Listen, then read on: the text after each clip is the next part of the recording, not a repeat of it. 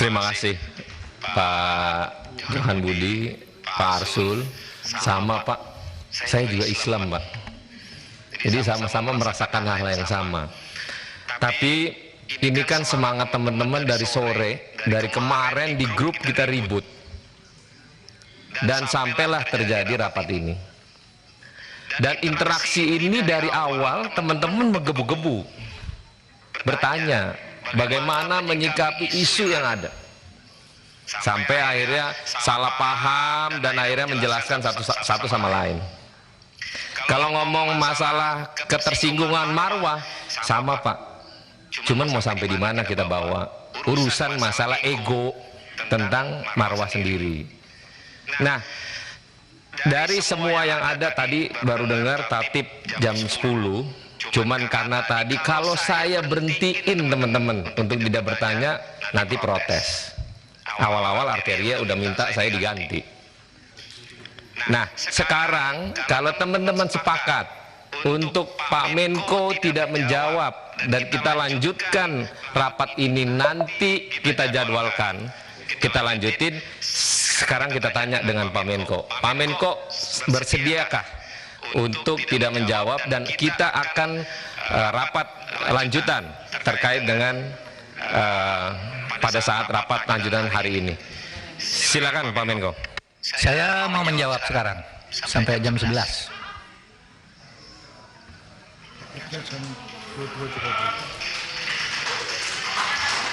Ya, jawab aja langsung. Nah, Apa ya? kalau Pak Menko bersedia, teman-teman bagaimana? Oke. Sampai jam 11 tadi.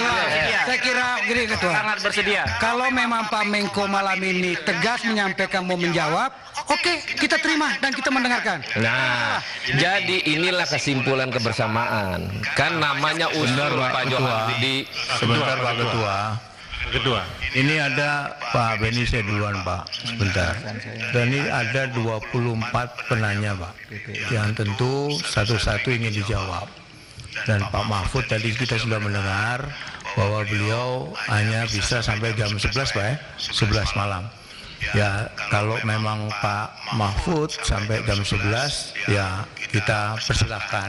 Tapi kita tunggu dulu Pak sampai jam 11, apakah jawaban yang disampaikan oleh Pak Mahfud MD sudah cukup ataukah tidak buat Komisi 3. Ya, kalau tidak cukup, maka rapat ini akan kita lanjutkan. Iya, nggak apa-apa. Jadi Pak Johan, Terima kasih. usulannya bagus. Kita kan mengatakan tadi bahwa apakah ini berkelanjutan rapat apapun nanti selesainya Pak Menko bicara. Nah, makanya tadi minta persetujuan teman-teman. Dan Pak Menko berharap menjawab sampai jam 11. Selesai nggak selesai jam 11 kita tutup untuk lanjutin rapat setelahnya. Pak Menko, silakan. Terima kasih. Baik, terima kasih.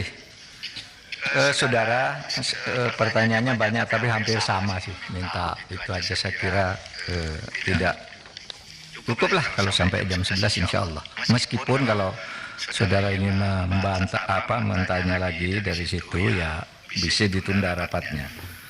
Saudara, saya ingin klarifikasi dua hal dulu.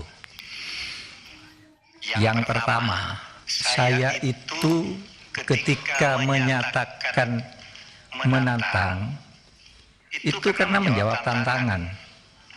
Saya tidak pernah, ini mulanya begini, kan di Twitter saya itu di capture pernyataan Pak Beni Harman. Ada Pak Beni Harman itu di Detik itu bicara begini, jam 4.21, Detik.com jam 4.21 tanggal 26. Intinya itu saya harap Mahfud berani buka-bukaan, berani terus terang. Itu Detik jam ya, Detik.com tanggal 26 jam 4.21. Nah, saya menjawabnya jam 7. Bismillah, saya datang, kan gitu. Jadi bukan saya yang nantang, saya yang ditantang. Ya saya jawab. Jadi jangan dibalik gitu. Masih ada kan di Twitter, dilihat. Saya tuh kan mengcapture Pak Beni, bukan saya yang mulai. Saya enggak, saya diam aja. Tapi ditantang itu kan, ya datang, harap datang juga.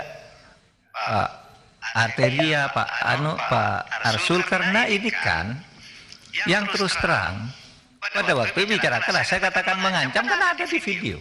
Saya ingatkan Ketua PPATK ini berlaku bagi Menteri, bagi Menko.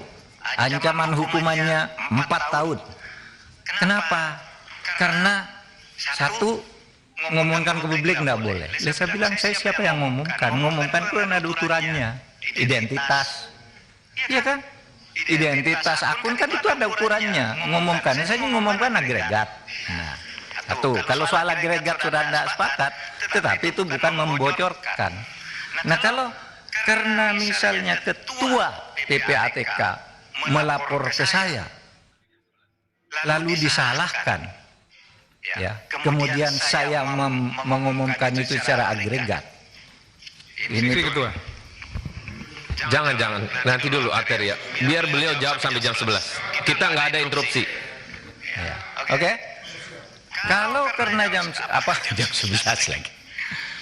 Kalau karena dia melapor ke saya lalu saya umumkan agregat, lalu diancam hukuman, harusnya karena kenapa? Dia laporkan harusnya ke presiden, karena PPATK ini langsung bertanggung jawab presiden. Lalu saya tanya, Leben itu tiap hari laporan ke saya, memberi informasi intelijen ke saya. Apa dia sama diancam hukuman 10 tahun sesuai dengan pasal 44 karena barang siapa menyampaikan, membocorkan rahasia intelijen negara, ya, diancam 10 tahun penjara. Maka saya tanyakan, bukan saya mengadu. Kalau ini laporan salah, kok BIN tidak salah? Ini saya tadi bawa contohnya. BIN itu tiap hari ngasih ke saya dan itu menjadi bahan saya untuk menentukan, oh di sana ada apa, di sana ada apa. Tapi yang laporan BIN ke presiden yang diberikan ke saya itu, saudara, ini tidak ada yang baca kecuali saya. Begitu saya baca, oh ini titik-titik penting, saya terus ini simpan ke tempat tertutup. Karena Itu kan BIN tidak ada press release ke publik, Pak. Kenapa? BIN tidak ada press release ke publik. Pak Arteria, Apa tuh itu? jangan Kalau LH-nya diekspos ke publik beda, analoginya nggak sama. Ya. jangan disanggah dulu. Silakan Pak Menko. Ya, LH. LHA itu bukan itu tadi, ya, identitas. Tapi oke lah, nantilah itu. Kemudian saudara, saya bicara Markus. Ya, saya bicara Markus. Ini tadi saya akan dipotong bicara Markus. Di DPR itu pernah terjadi peristiwa tanggal 17 bulan 2 tahun 2025. Namanya peristiwa Ustadz di Kampung Maling.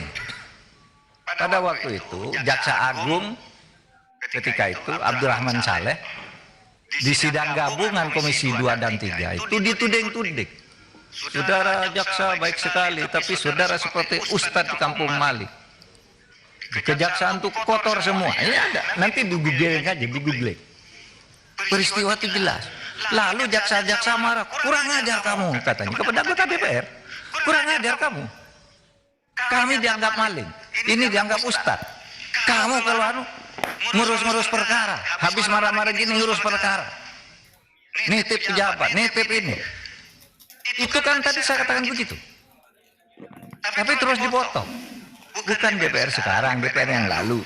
Saya tidak begitu bodoh menyebut DPR sekarang. Meskipun misalnya aja, enggak mungkin dong nyebut. Disebut aja. Kalau ada justru disebut saja. Kenapa? Kalau ada, enggak begitu bodohnya saya nyebut orang. Jadi perkara juga. Sudahlah, nanti kan ada aparat penegak hukum. Saya apa? Tadi kan saya dulu. Bahkan saya nyebut Pak Beni mungkin waktu itu ada. Karena waktu itu sidang gabungan Komisi 2 itu Komisi 3. Pak Jaksa Agung dituding-tuding. Wah, kejaksaan ini Pak Abdurrahman Saleh itu Ustadz di Kampung Maling gitu loh. Lalu ribut. Siapa yang ribut tuh? Ahmad Lasu. Ya, Ahmad Lopah. Lasu ya? Iya kan? Yang berdiri waktu itu. Kurang ajar kamu. Bisanya nitip perkara di sini marah-marah. Lalu ada kepala kejaksaan tinggi hati, cabut sekarang juga. Lalu itu jejak digitalnya masih ada, saudara. Jejak digitalnya masih ada. Makanya saya memberi ilustrasi hati-hati, gitu, hati-hati. Gitu. Oleh sebab itu saya tidak akan cabut. Pak Ketua, boleh saya ini penting ini Pak. Pak Beni, silakan ntar dulu Pak Beni. Kita mendengarkan ini waktunya mepet. Bukan, enggak apa-apa. Ini Jangan, udah nanti dulu Pak Beni. Biar selesai dulu. Sekarang saya jawab materi. Enggak gini teman-teman, kan tadi kan sepakatnya bila dijawab untuk diselesaikan dulu. Kan kita masih panjang rapatnya. Masih ada hari esok Pak Beni. Biar konteksnya nyambung aja, baik-baik kita ngomong. Kalau nanti selalu debat, nggak akan pernah ketemu Pak. Bukan ini rendah. Pak Mahfud Instruksi Ketua, kalau dalam keadaan seperti ini persidangannya, Pak Ketua, izin kembali kepada tatib yang ada. Apa kata tatibnya di sini, maka itu kita jalankan. Silakan baca Pak Beni apa tatibnya. Silakan. ada. Ayah, ada. Silakan. Korupsi itu hak. Manakala nama disebut. Kan gitu Pak. Jadi, saya mau luruskan Pak. Jadi pada saat itu saya ada. Kalau Prof Mahfud masih ingat, saya yang menyampaikan Ustadz di Kampung Maling. Sudah itu disambung oleh Anhar Nasution. Ketika Anhar ngomong begitu, jaksa-jaksa pada naik pitam. Waktu itu saya masih ingat betul disampaikan, kalau Anda yang ngomong saya tahu, tapi kalau yang ini yang ngomong, kami tidak terima karena apa?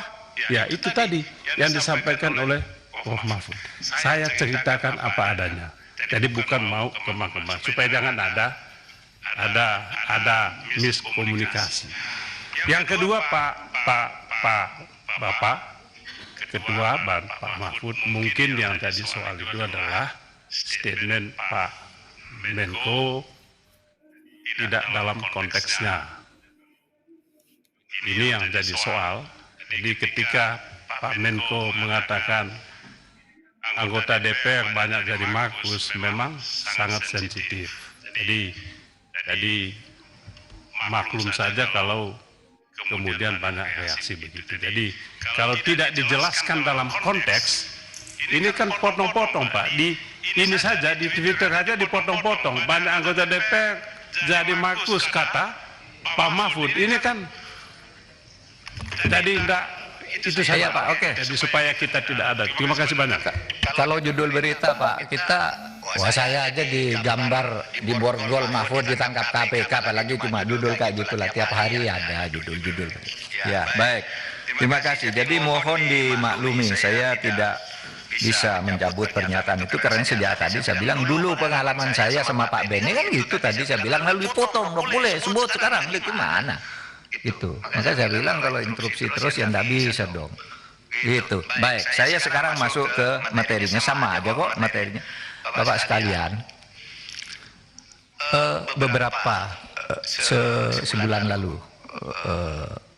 ketika ada acara satu abad NU di Sidoarjo itu, saya diajak pulang bersama oleh Presiden satu pesawat dari Surabaya. Kenapa? Membahas indeks persepsi korupsi. Presiden pada waktu itu agak marah. Kenapa indeks persepsi korupsi kita itu turun dari 38 menjadi 34. Saya lapor ke Presiden, saya sudah ngundang Transparansi Internasional. Saya sudah ngundang Litbang Kompas, saya sudah ngundang partnership, minta data kenapa ini turun. Saudara apa turun? Itu kita yang turun itu di bidang pelayanan publik dan terutama korupsi di bea cukai dan perpajakan. Clear itu penjelasannya. Yang kedua, facilitation payment. Di dalam pelayanan publik di berbagai tempat itu, orang sekarang Pak bayar, mau naik pangkat bayar ke siapa, kalau enggak punya channel itu enggak bisa. Itu transparansi internasional. Sehingga saya katakan Bapak Presiden, ini masalahnya yang paling besar ada di situ. Lalu korupsi di mana lagi? Maaf, di DPR. Baca aja di situ.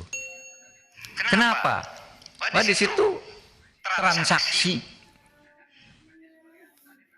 berbagai urusan juga banyak di situ, karena banyak yang berfungsi ganda, punya profesi di luar, jadi anggota DPR. untuk menghidupkan profesi luarnya, menggunakan kedudukannya sebagai anggota DPR. Itu clear. Saudara kalau nggak percaya, undang saja Transparansi Indonesia. Itu. Nah, itulah sebabnya saya tuh sejak itu lalu ini pajak dan bea cukai ini masalah.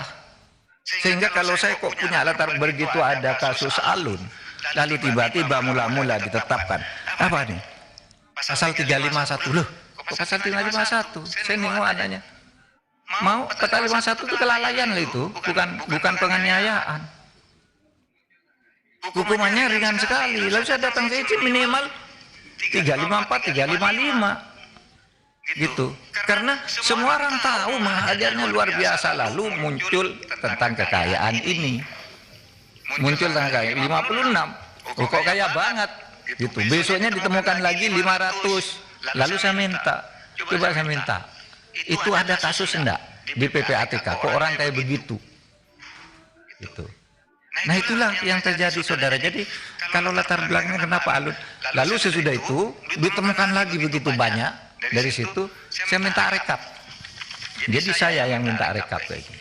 Nah inilah rekap yang saya sampaikan tadi ya. Saudara, data ini clear valid, tinggal pertemukan saja dengan Bu Sri Mulyani.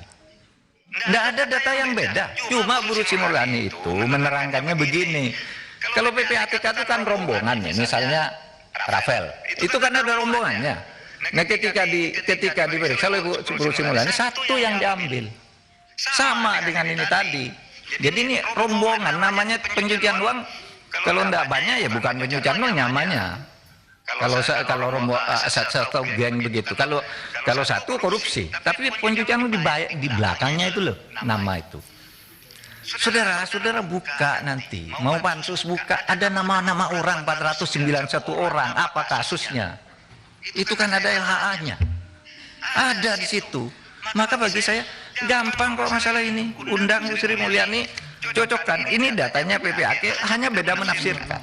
Seperti yang kasus 189 itu. Itu kan 15 entitas bea cukai. Tapi pertama Bu Sri Mulyani tidak tahu. Bu Sri Mulyani tidak tahu. Buktinya apa? Tanggal 14 dia baru menjelaskan itu, ya. Nah, ini hasil analisis untuk satu nomor loh. Satu nomor tuh hasil analisisnya begini. Kalau sampai 300 nomor berapa mau dibawa ke sini semua? Tapi saya jamin Anda semua dapat nih uraian faktanya. Tadi sudah saya tayangkan di situ. Itu benar. Dijamin 100% benar. Nomor ada tanggalnya kok. Cuma kenapa? Yang saya katakan tadi, kalau kita semua dinengakuan pencucian uang, serompai kayak apel begitu, lalu diambil satu oleh Bu Sri Mulyani. Oh ini pajak. Lalu karena lo kok perusahaanmu banyak sekali, lalu pajaknya yang dihitung bukan pencucian uangnya.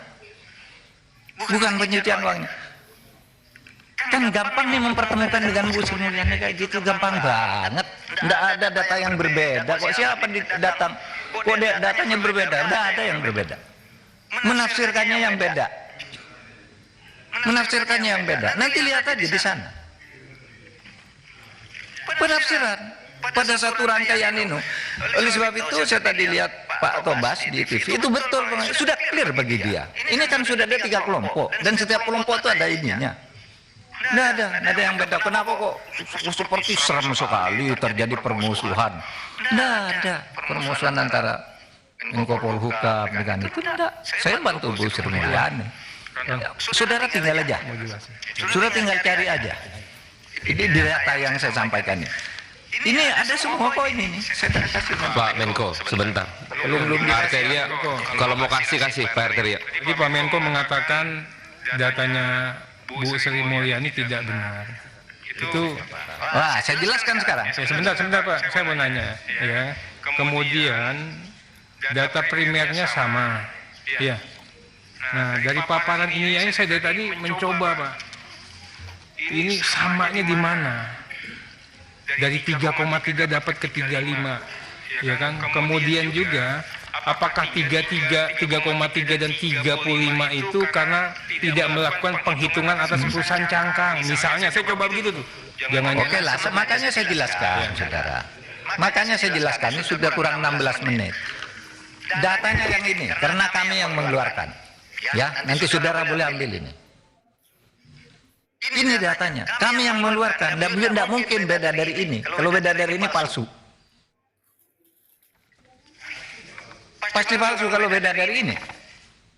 Pasti, karena kami sudah mengeluarkan di tanggal sekian tahun 2009 sampai yang terakhir itu. Nah, itu datanya rekap atau dokumen itu, Pak? kenapa? Itu rekap itu. Rekap dokumennya, sudah kena rekap, saudara cari dokumennya di nomor surat sini saya mau lihat. Nah, dokumennya Ada dokumennya. ada dokumennya di kantor Menko ada, di kantor saya ada.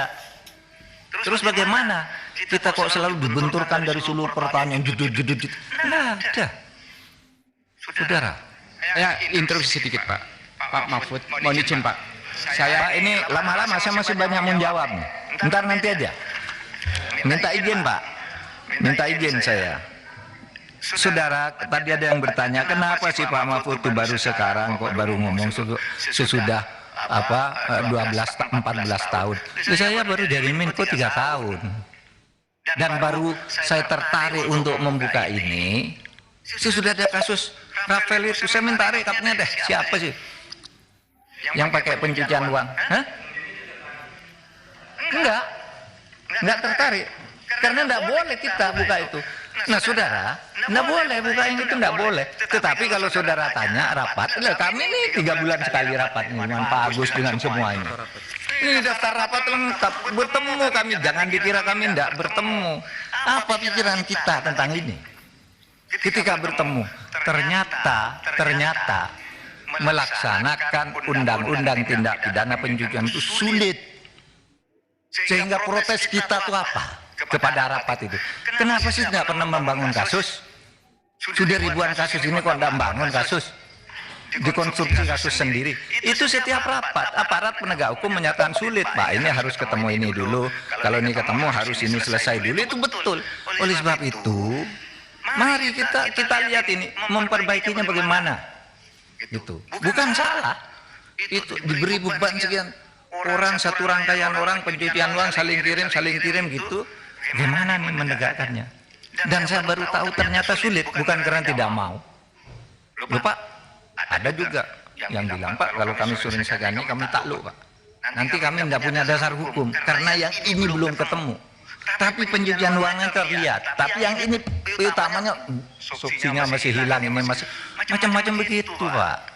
Nah, oleh sebab itu saya tadi usul undang-undang perampasan aset itu lebih mudah untuk mengatasi masalah begini. Bapak jangan bilang kita tidak ada kerjaan nih. Kami selama saya di situ berhasil mengumpulkan uang daftar recovery sukses story penanganan kasus 1.492 triliun. Ada daftarnya nih.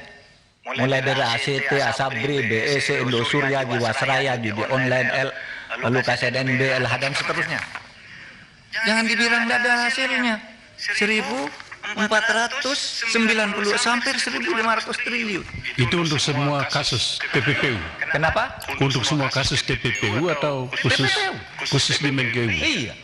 Khusus di Kemenkeu. Mesti kalau PPATK yang ngomong tidak bukan lain pasti TPPU.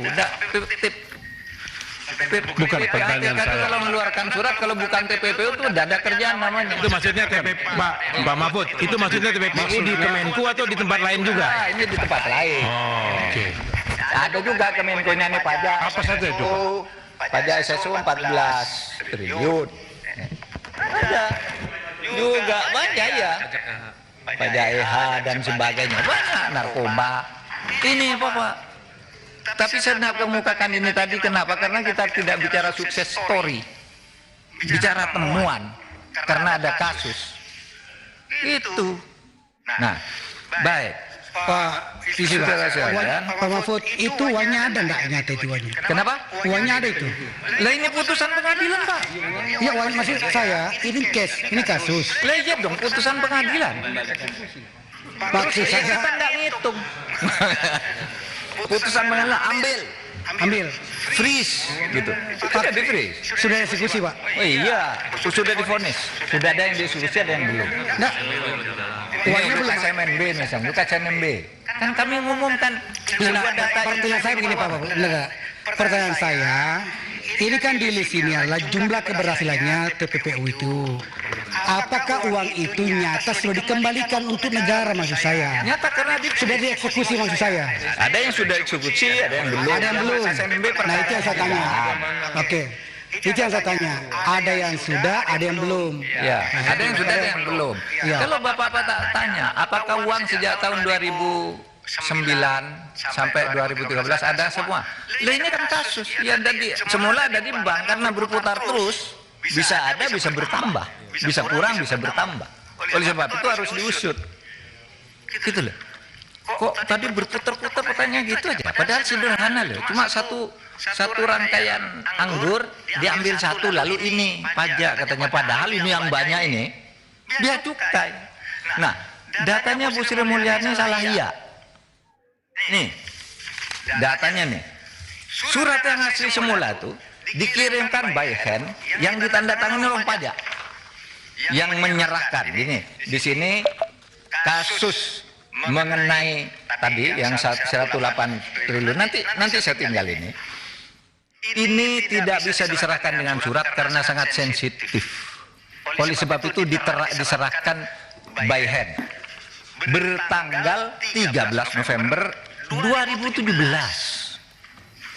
Ini yang nyerahkan ketuanya Pak Badarudin, Pak Diana Ediana, kemudian Heru Pambudi yang dari Bea Cukai, Dirjen Bea Cukai, lalu Sumiati Irjennya, kemudian Rahman Dirsa dari Irjen, Widianto Bea Cukai. Ini tanda tangannya semua nih. Bahwa 2013 kasus ini masuk tahun 2020, entah Pak. 2020 belum selesai, kita kirim surat baru.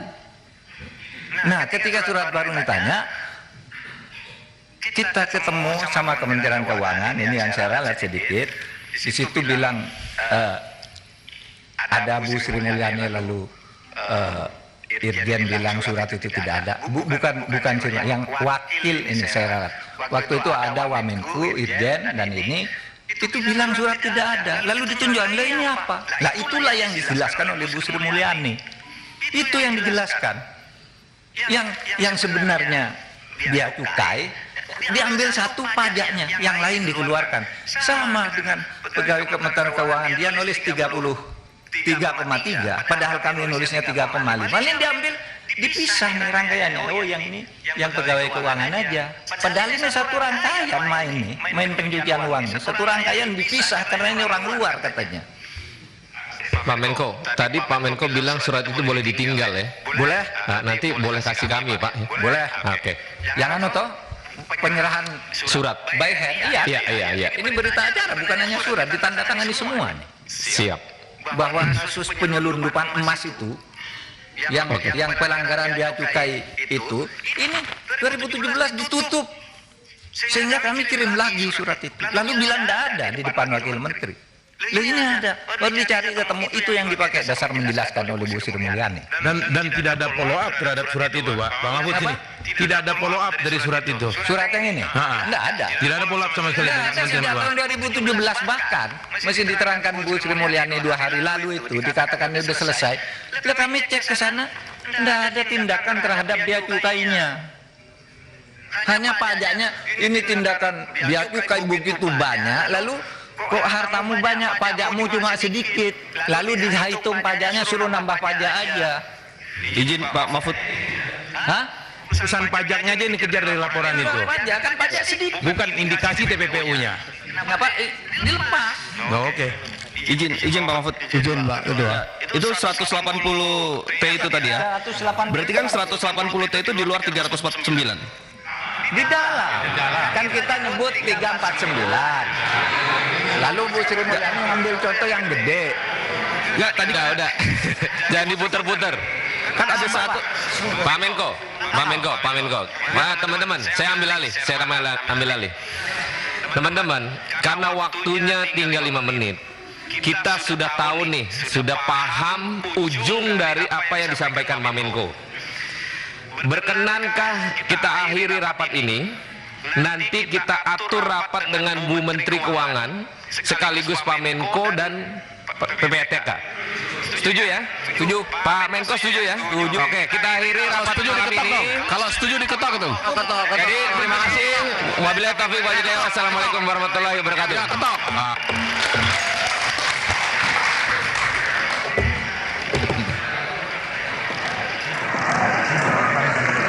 Bagus, mantap.